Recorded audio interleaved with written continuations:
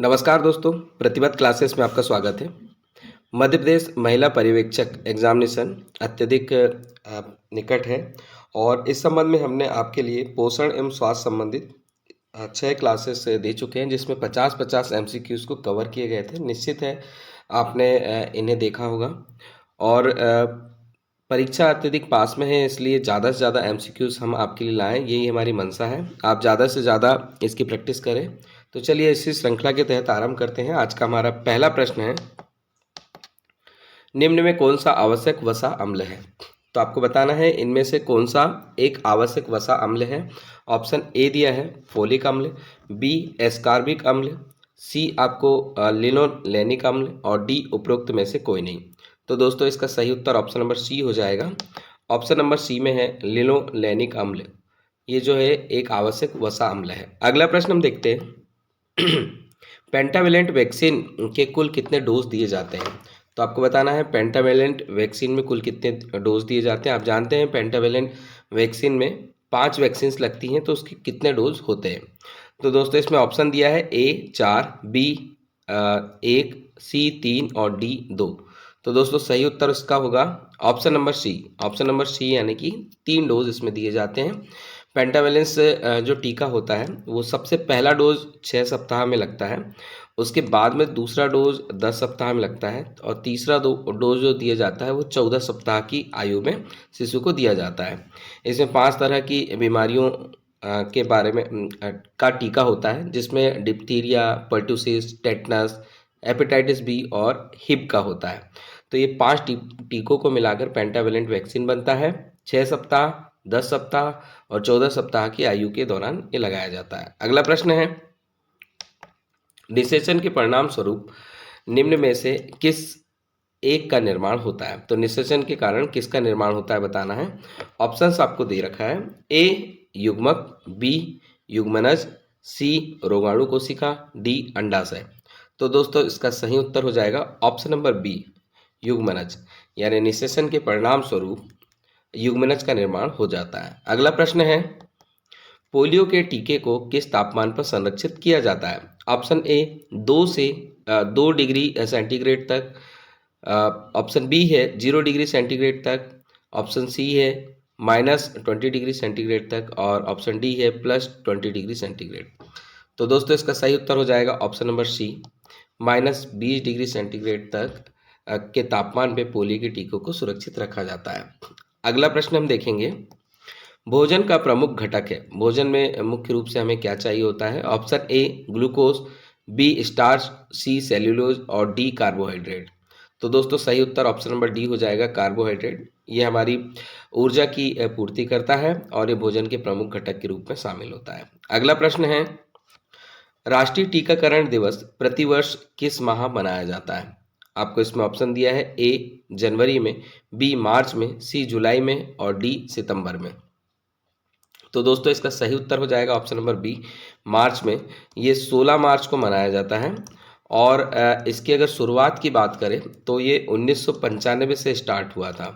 तो याद रखेंगे, राष्ट्रीय टीकाकरण दिवस जो है प्रतिवर्ष 16 मार्च को मनाया जाता है भारत में और इसकी शुरुआत 1995 से हुई थी। अगला प्रश्न, किस अवस्था में शिशुओं का वजन 6 माह में दुगना हो जाता है? यानी 6 माह की अवस्था हुई और वजन दुगना हुआ, तो अवस्था बताएंगे। ऑप्शन ए किशोर अवस्था में, ऑप्शन बी शैशवावस्था में, ऑप्शन सी बाल्यावस्था में और ऑप्शन डी इनमें से कोई नहीं।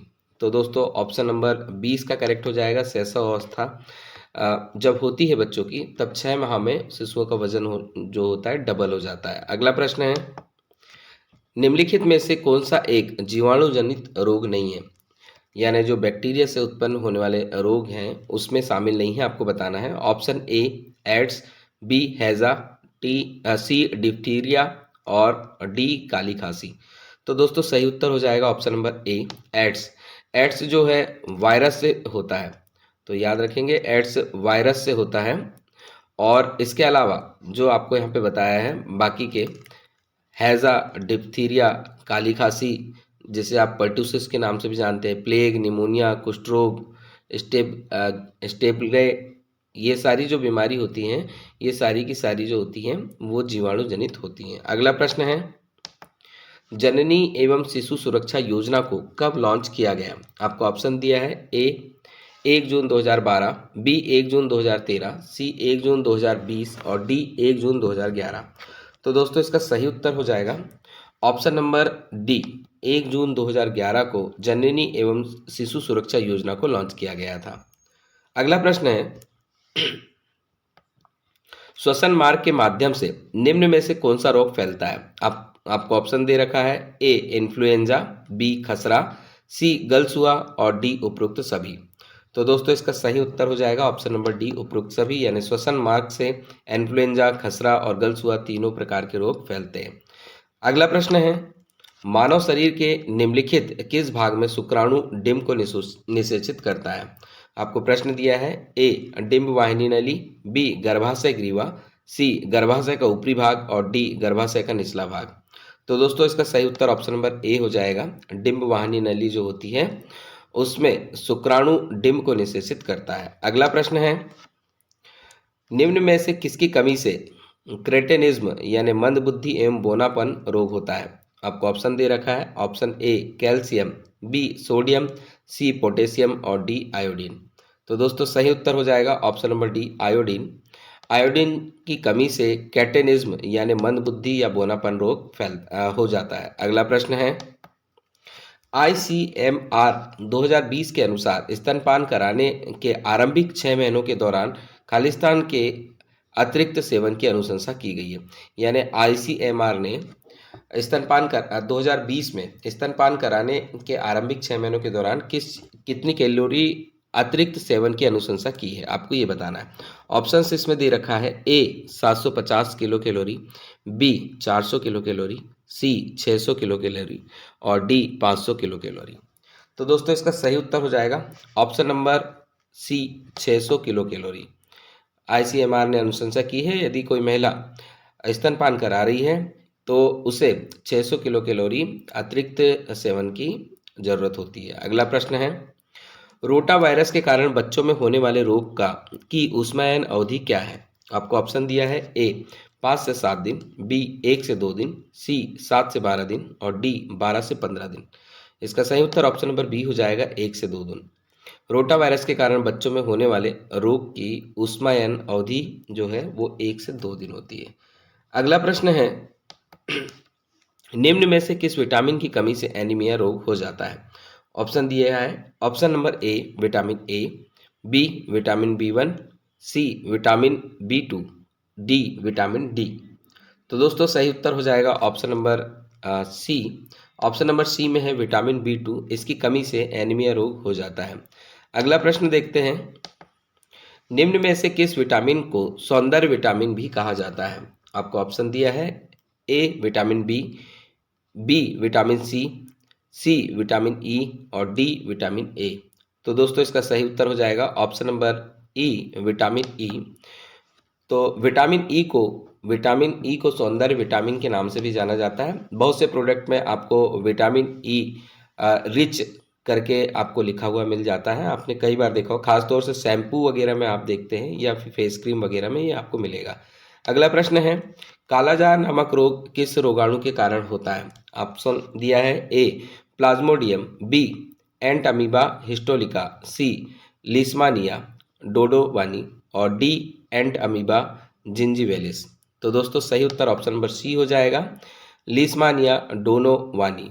कालाजार नामक जो रोग होता है उसका रोगाणु का नाम है लिस्मानिया डोनोवानी। अगला प्रश्न है, प्रोटीन ऊर्जा कुपोषण जैसी गंभीर समस्या किस उम्र के बच्चों में अधिक देखी जाती है?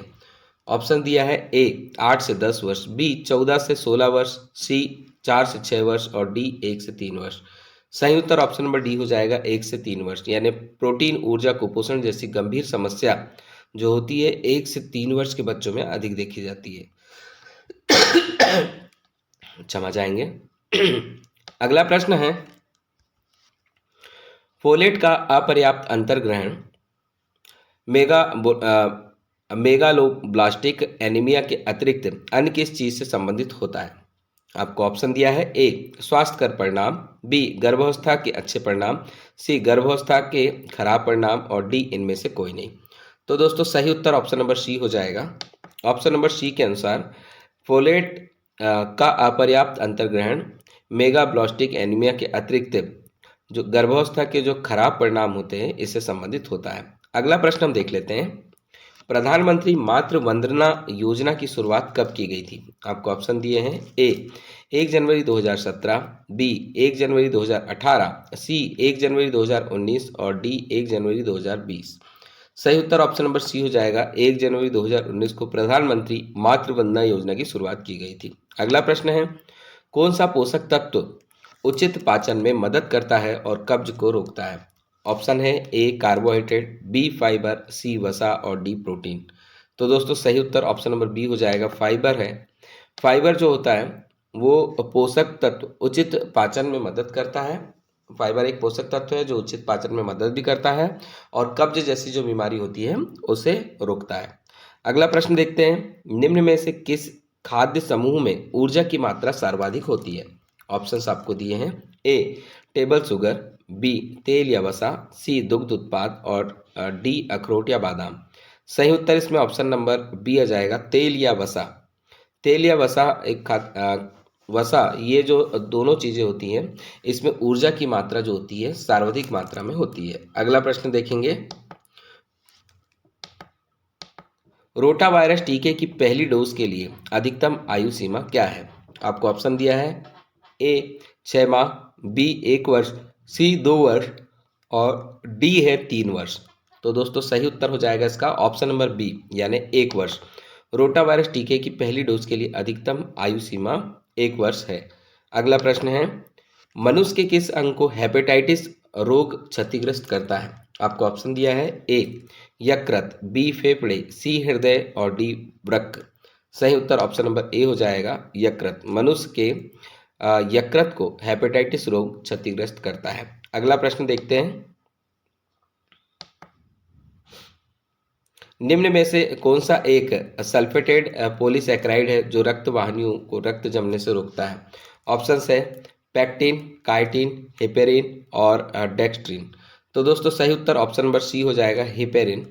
जो हेपेरिन होता है ये एक सल्फेटेड पॉलीसैकेराइड है जो रक्त वाहिनी में रक्त को जमने से रोकता है। अगला प्रश्न है, लार का टाइलिन एंजाइम किस माध्यम में क्रियाशील होता है? ऑप्शन ए हल्के अम्लीय माध्यम में, बी हल्के क्षारीय माध्यम में, सी तीव्र अम्लीय माध्यम में और डी उपरोक्त सभी। तो सही उत्तर ऑप्शन नंबर ए हो जाएगा, लार का टाइलिन एंजाइम जो होता है अम्ल के हल्के अम्लीय माध्यम में क्रियाशील हो जाता है। अगला प्रश्न है, कुपोषण से बचाव हेतु आवश्यक उपाय है। आपको ऑप्शन दे रखा है, ए माँ को पोषण संबंधित शिक्षा देना, बी स्तनपान को प्रोत्साहन देना, सी माँ की प्रसव पूर्व समुचित देखभाल करना और डी उपरोक्त सभी। तो दोस्तों सही उत्तर हो जाएगा ऑप्शन नंबर डी उपरोक्त सभी। यानी यदि आप शिशु को कुपोषण से बचाव करना चाहते हैं तो माँ को पोषण संबंधी शिक्षा देना होगा, साथ ही स्तनपान को प्रोत्साहन देना होगा और माँ की प्रसव पूर्व समुचित देखभाल भी करनी होगी।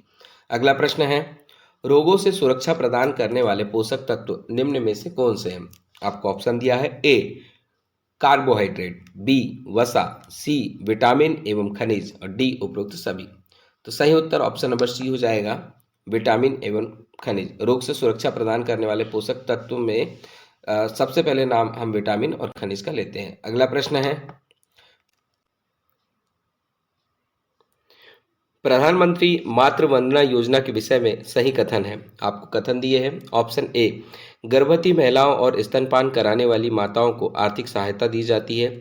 ऑप्शन बी इस योजना का मकसद महिलाओं में कुपोषण की समस्या से निपटान और उन्हें समय पर और पर्याप्त सहायता देना है। सी इस योजना का लाभ सभी आय वर्ग की गर्भवती महिलाएं पा सकती हैं और डी उपरोक्त सभी सही हैं। तो दोस्तों इसका सही उत्तर ऑप्शन नंबर डी हो जाएगा। ऑप्शन नंबर डी के अकॉर्डिंग सभी सही है, यानी प्रधानमंत्री मातृ वंदना योजना जो आरंभ की गई थी 2019 से, उसमें गर्भवती महिलाओं और स्तनपान कराने वाली माताओं को आर्थिक सहायता दी जाती है। इसमें जब पहली बार शिशु होता है तो 5,000 रुपये तक की जो राशि है इन्हें भुगतान की जाती है। इस योजना का मकसद महिलाओं में कुपोषण की समस्या से निपटान और उन्हें समय पर और पर्याप्त सहायता देना होता है। इस योजना का लाभ सभी आय वर्ग की गर्भवती महिलाएं प्राप्त कर सकती है। तो इसमें कोई ऐसा बार नहीं रखा है कि किसे देना है या किसे नहीं देना है, इसके लिए सभी एलिजिबल है। अगला प्रश्न हम देख लेते हैं। सिकल सेल एनीमिया से मुख्य रूप से क्या प्रभावित होता है? ऑप्शन ए सफेद रक्त कणिकाएं, बी लाल रक्त कणिकाएं, सी प्लेटलेट्स और डी तंत्रिका तंत्र। तो दोस्तों इसका सही उत्तर ऑप्शन नंबर बी हो जाएगा। ऑप्शन नंबर बी में आएगा लाल रक्त कणिकाएं। सिकल सेल एनीमिया जब रोग होता है तो मुख्य रूप से लाल रक्त कणिकाएं प्रभावित होती हैं। अगला प्रश्न है, किस विटामिन की कमी से ऑस्टियोमेलेसिया नामक रोग उत्पन्न हो जाता है? ऑप्शन ए है vitamin A, B vitamin E, C vitamin K और डी विटामिन डी। तो दोस्तों सही उत्तर ऑप्शन नंबर डी आएगा, विटामिन डी। यानी विटामिन डी की कमी से ऑस्टियोमेलेसिया नामक रोग उत्पन्न हो जाता है। अगला प्रश्न है, भारत से पूर्ण रूप से मलेरिया के उन्मूलन का लक्ष्य कब तक के लिए रखा गया है? ऑप्शन ए वर्ष 2025 तक, बी वर्ष 2030 तक, सी वर्ष 2035 तक और डी वर्ष 2047 तक। तो दोस्तों सही उत्तर ऑप्शन नंबर बी हो जाएगा। ऑप्शन नंबर बी के आधार पर वर्ष 2030 तक भारत से मलेरिया के पूर्ण रूप से उन्मूलन का लक्ष्य रखा गया। इसके अलावा जो सिकल सेल एनीमिया है, जिसके बारे में कुछ देर पहले ही हमने बात की थी, अगर उसकी बात करें तो इसके लिए लक्ष्य भारत ने सेट किया हुआ है 2047 तक। 2047 तक Bharat sickle cell anaemia free होना चाहता है।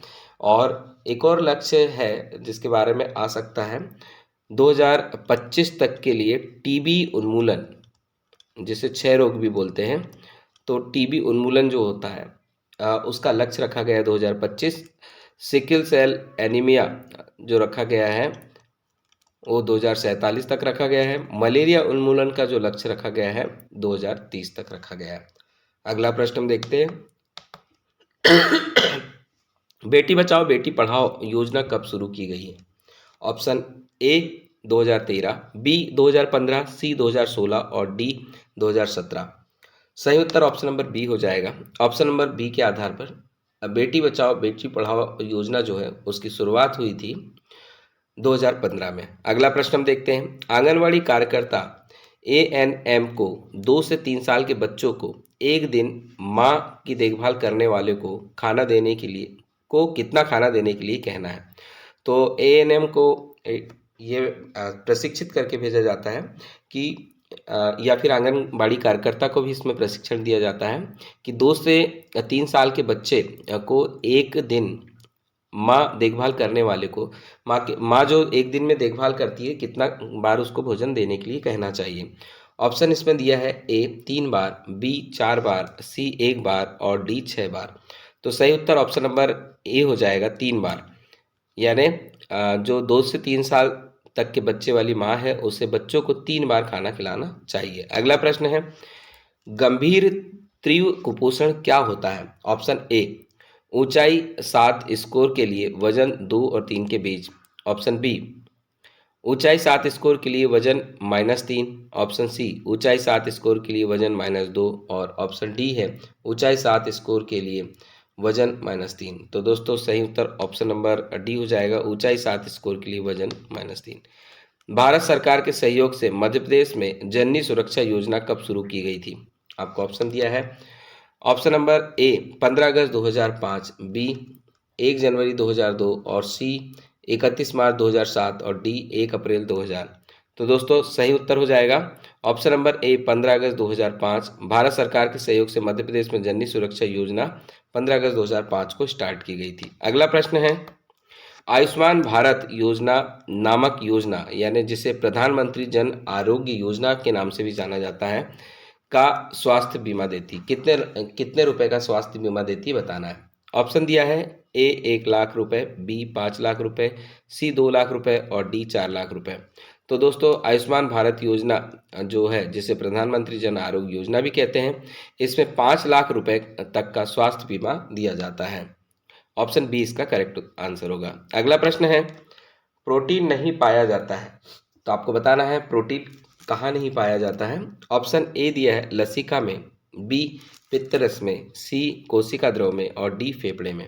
तो दोस्तों सही उत्तर ऑप्शन नंबर बी हो जाएगा, पित्तरस में। जो प्रोटीन नहीं मिलता है पित्तरस में नहीं मिल पाता है। इसके अलावा लसिका, कोशिका द्रव, फेफड़े सभी में प्रोटीन होता है। अगला प्रश्न हम देख लेते हैं। क्वाशियोरकर से ग्रसित बच्चों में निम्न कौन सी समस्या देखी जाती है? ऑप्शन ए परतदार त्वचा, बी चंद्राकार मुख, सी शरीर में सूजन और डी उपरोक्त सभी। तो दोस्तों ये सारे के सारे जो लक्षण हैं वो क्वाशियोरकर से ग्रसित बच्चों के लक्षण हैं। उनकी जो त्वचा होती है वो परतदार हो जाती है, उनका मुख जो होता है चंद्राकार हो जाता है और शरीर में सूजन आ जाती है। अगला प्रश्न देखते हैं। निम्नलिखित में से कौन सा बचपन में होने वाली बीमारियों का प्रमुख कारण है? ऑप्शन ए कुपोषण, बी दुर्घटनाएं, सी इन्फेस्टेशन और डी संक्रमण। तो दोस्तों सही उत्तर ऑप्शन नंबर ए हो जाएगा, कुपोषण। भारत में जो सबसे ज़्यादा समस्या है वो कुपोषण की है और इसी के कारण बचपन में होने वाली जो अधिकतर बीमारियां होती हैं इसी के कारण होती है।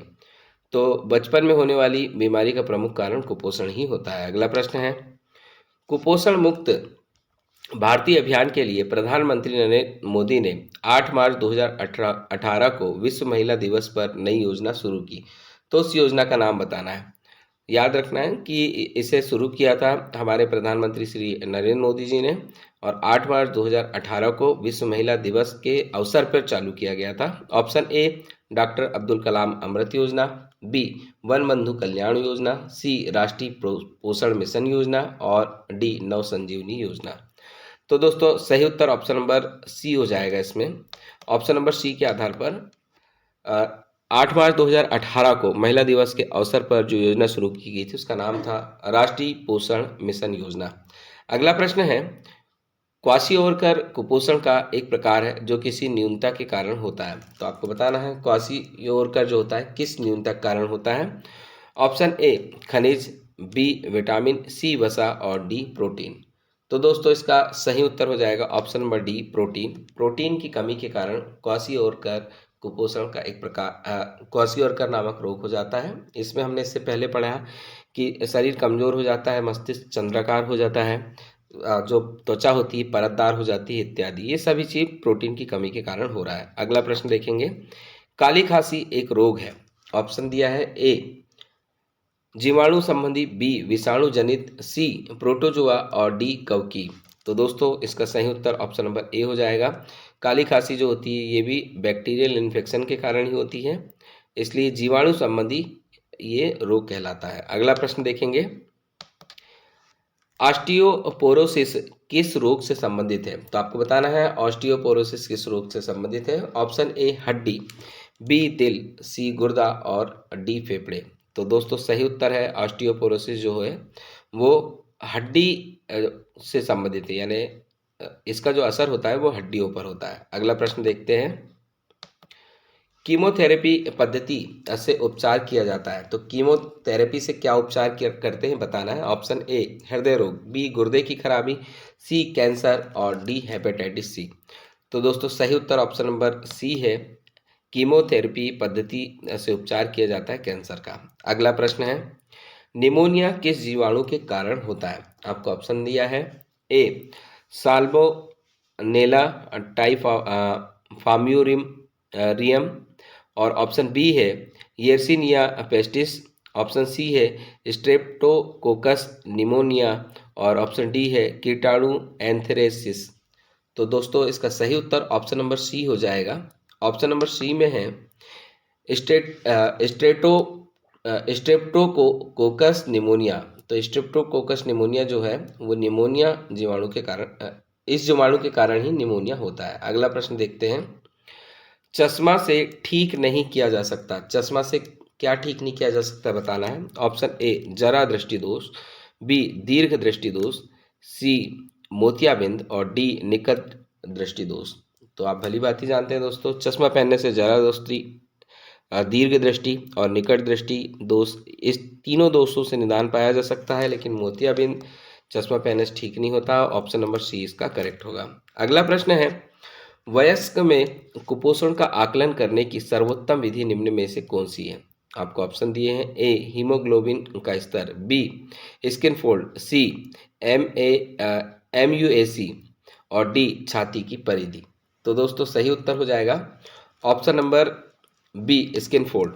वयस्कों में कुपोषण का आकलन करने की सर्वोत्तम विधि जो होती है वो स्किन फोल्ड होती है। इसमें चमड़ी जो है सिकुड़ सी जाती है। अगला प्रश्न है, प्रोटीन कैलोरी कुपोषण के कारण होता है। तो आपको बताना है प्रोटीन कैलोरी कुपोषण के कारण कौन सी बीमारी होती है। ऑप्शन दिया है ए मरासमस, बी रिकेट्स, सी बेरी और डी वल्क त्वचा। तो दोस्तों सही उत्तर इसमें हो जाएगा ऑप्शन नंबर ए मरासमस। तो प्रोटीन कैलोरी कुपोषण के कारण होता है जो बीमारी है उसका नाम है मरासमस। दोस्तों ये हमारे आज का अंतिम एमसीक्यू से रिलेटेड प्रश्न था। इसी तरह के एमसीक्यूज हम आपके लिए लगातार लाते रहेंगे। आप ज़्यादा से ज़्यादा प्रैक्टिस करें और इसे जो आज के एमसीक्यूज हैं उन्हें एंजॉय करें। धन्यवाद। जय हिंद।